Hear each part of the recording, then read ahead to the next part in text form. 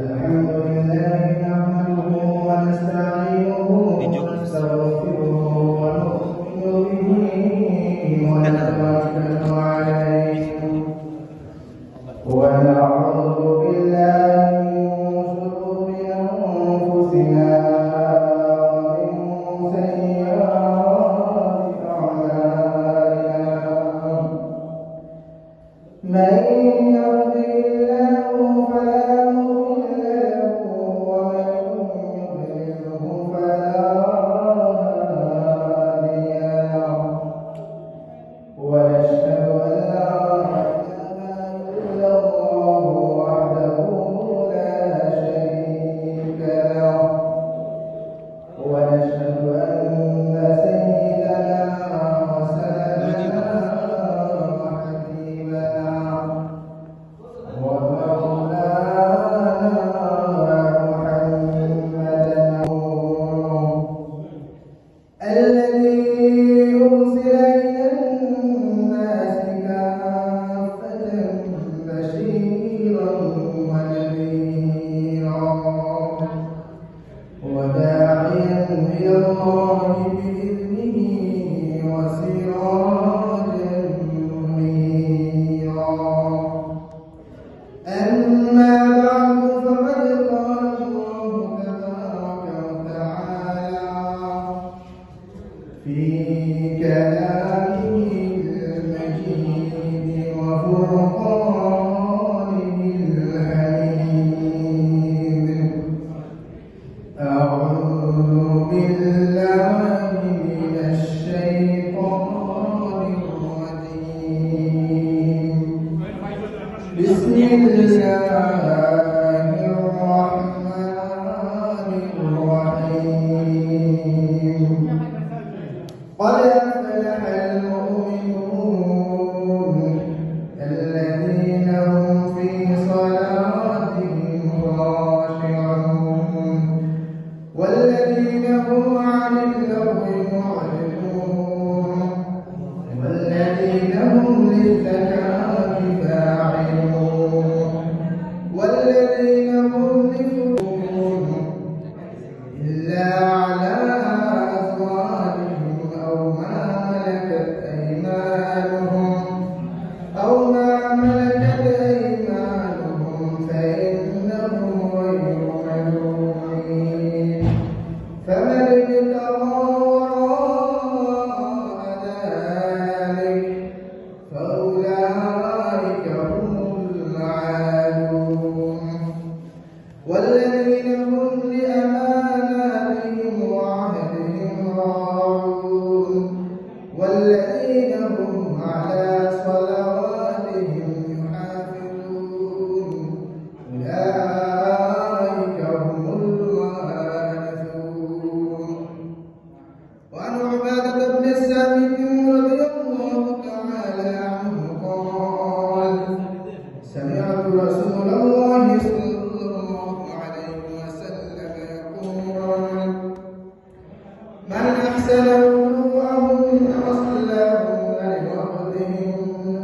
وأتم ركوعهن وخشوعهن كان له على الله عهد أن يغفر له ومن لم يفعل فليس له على الله عهد إن شاء غفر له وإن شاء عذبه أو كما قال عليه الصلاة والسلام صلى الله على سيدنا ومولانا محمد وعلى آله وأصحابه وسلم صلى الله على سيدنا ومولانا محمد وعلى آله وأصحابه وسلم পশ্চিম শিলঘাট বাইতুল মোকাররম মসজিদ কর্তৃক আয়োজিত আজকের এই বার্ষিক ওয়াজ মাহফিলের সম্মানিত সভাপতি সাহেব, সামনে উপবিষ্ট আমার প্রাণপ্রিয় মুসলমান ভাইরা, পর্দার আড়ালে অবস্থানরত অত্যন্ত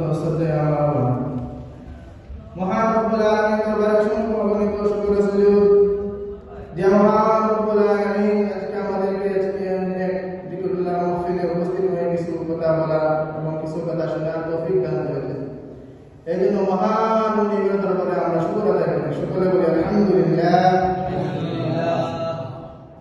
আল্লাহ তাআলা শুকর আদায় করলে আমাদের কি লাভ হবে?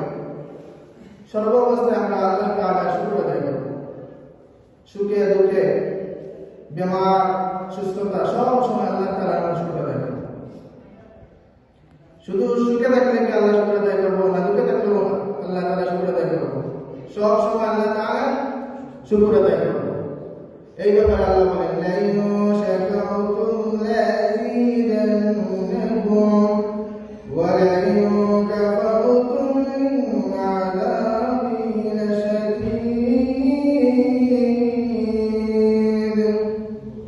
বান্দা তুমি আমার শুকর আদায় কর, আমি তো নিয়ামত করে দান করেছি, সবগুলো শুকর আদায় কর।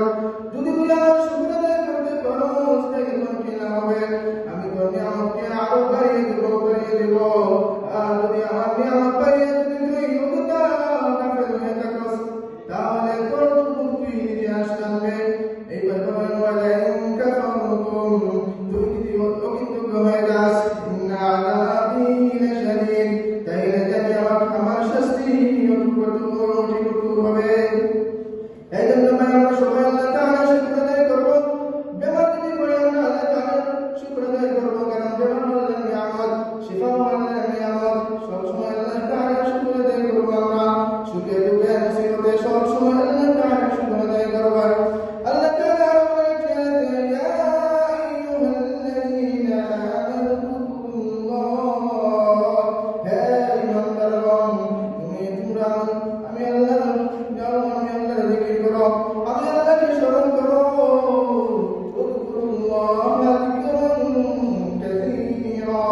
বেশি বেশি করে তোমরা আমি আল্লাহর জিকির করো। জিকির কি আমরা সব সময় করবো না একটি সময় করবো?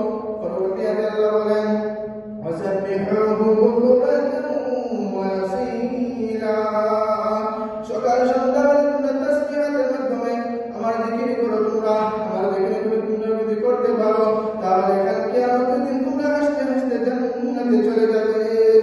তাই আল্লাহ তাআলার আমরা শুকর আদায় করব সব সময়। আমি আপনাদের সামনে পবিত্র কুরআন শরীফের সূরাতুল মুমিনের প্রথম 10 খানা আয়াত তেলাওয়াত করেছি। এই ব্যাপারে আল্লাহ তাআলা বলেন, এখানে মুমিন বান্দার 7টি গুণের আলোচনা করেছেন। একজন মুমিনের সফল মুমিনের 7টি গুণের আলোচনা করেছেন। প্রথমে বলেন আল্লাহ তাআলা ক্বাদ আফলাহাল মুমিনুন, মুমিনগণ সফলতা অর্জন করেছে। অর্থাৎ মুমিনগণ সফল কাম। মুমিন কারা? মুমিন আমরা চিন্তা হবে একজন মুমিন কাকে বলে, মুসলমান কাকে বলে।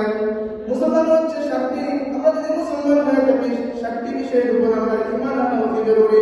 এই 7টি বিষয় একটি যদি আমরা অস্বীকার করি তাহলে আমরা প্রকৃত মুমিন নয়। সেই 7টি বিষয় কি? এক নম্বর হলো আল্লাহ তাআলার প্রতি ঈমান আনা। এক নম্বর কার প্রতি ঈমান আনা? আল্লাহ তাআলার প্রতি। আমরা ঈমানের মুফাসসাল করেছি সবাই, আমানতু বিল্লাহি ওয়া মালাইকাতিহি। এইখানে আল্লাহ তাআলা 7টি বিষয়ে কথা বলা হয়েছে। এই 7টি বিষয় যদি আমরা ঈমান না আনি তাহলে আমরা মুসলমান নয়। প্রথম হচ্ছে আল্লাহ তাআলার প্রতি ঈমান আনা, আমানতু বিল্লাহ, আল্লাহ তাআলার প্রতি ঈমান আনা, ওয়া মালাইকাতিহি, দ্বিতীয়ত হচ্ছে ফেরেশতাদের প্রতি ঈমান আনা, ওয়া কুতুবিহি, আর তৃতীয়ত হচ্ছে আল্লাহ তাআলা আসমানি কিতাব 104 খানা, এর মধ্যে 4টি হচ্ছে সবচেয়ে বড় বড় কিতাব। এর মধ্যে সর্বশ্রেষ্ঠ হচ্ছে কোরআন মাজিদ। তাওরাত, জাবুর, ইনজিল এবং কোরআন মাজিদ। তাওরাত মুসা আলাইহিস সালামের প্রতি অবতীর্ণ হয়েছিল, জাবুর দাউদ আলাইহিস সালামের প্রতি অবতীর্ণ হয়েছিল, ইনজিল ঈসা আলাইহিস সালামের প্রতি অবতীর্ণ হয়েছিল। তারা দুনিয়া থেকে চলে গেছে, তাদের কিতাব শেষ হয়ে গেছে, কিন্তু একমাত্র কোরআন শরীফ আমাদের প্রিয় নবী করুণার নবী মায়ানবী হযরত মুহাম্মদ সাল্লাল্লাহু আলাইহি ওয়াসাল্লামের প্রতি আল্লাহ তাআলা অবতীর্ণ করেছেন, যা কিয়ামত পর্যন্ত বাকি থাকবে। কোন বাতিল মুরতাদ এই কোরআন শরীফের কোন একটি হরফের পরিবর্তন করতে পারবে না। তাহলে তৃতীয়ত হচ্ছে, চতুর্থ হচ্ছে কিতাব সমূহের প্রতি ঈমান আনা। ওয়া রাসূলিহি রাসূলগণের প্রতি আল্লাহ তাআলা যদি রাসূল মানুষের হেদায়েতের জন্য। কোন রিওয়ায়াতে আছে 1,24,000, কোন রিওয়ায়াতে আছে 2,24,000। সুতরাং আল্লাহ তাআলা যত নবী রাসূল দুনিয়াতে প্রেরণ করেছেন তাদের প্রতি আমাদের ঈমান আনতে হবে। যদি তাদের প্রতি ঈমান না আনি কোন একটি বিষয় যদি আমরা অস্বীকার করি তাই না মুমিন নয়, মুসলমান নয়। ওয়াল ইয়াউমিল আখির, কিয়ামত দিবসের প্রতি ঈমান আনতে হবে। কিয়ামতের দিনের প্রতি ঈমান আনতে হবে।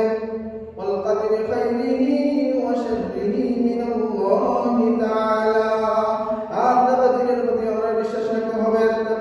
তাকদীরের ভালো মন্দ যা কিছু হয়ে থাকে সব কিছু আল্লাহ তাআলার পক্ষ থেকে হয়ে থাকে, এই বিষয়ের প্রতি আমরা ঈমান আনতে হবে।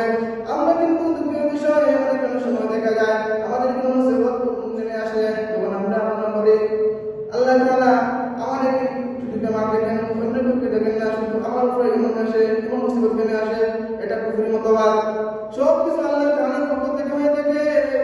ওয়াল কদরি খাইরিহি ওয়া শাররিহি, ভালো মন্দ যা কিছু হয়ে থাকে সব কিছু আল্লাহ তাআলার পক্ষ থেকে হয়ে থাকে, এই বিষয়ের প্রতি আমরা ঈমান আনতে হবে। 7 নম্বর হচ্ছে ওয়াল বা'দি বা'দাল মাউত, মৃত্যুর পর আমরা পুনরায় আবার জীবিত হব, এই বিষয়ের প্রতি আমরা ঈমান আনতে হবে।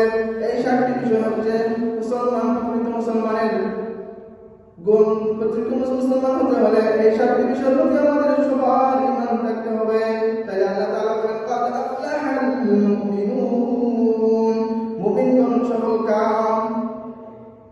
দ্বিতীয় আয়াত থেকে আল্লাহ তাআলা তাদের গুণের আলোচনা করেছেন, আল্লাযীনা হুম ফি সালাতিহিম খাশিউন, যারা তাদের নামাজে বিনয়ী, অর্থাৎ যারা তাদের নামাজ খুশুর সাথে আদায় করে। খুশুর সাথে খুশুর বিনীত বিনয়ী হয়ে একাগ্রচিত্তে আল্লাহ তাআলার প্রতি দণ্ডায়মান হয়ে নামাজ আদায় করবে। হাদিস শরীফে আছে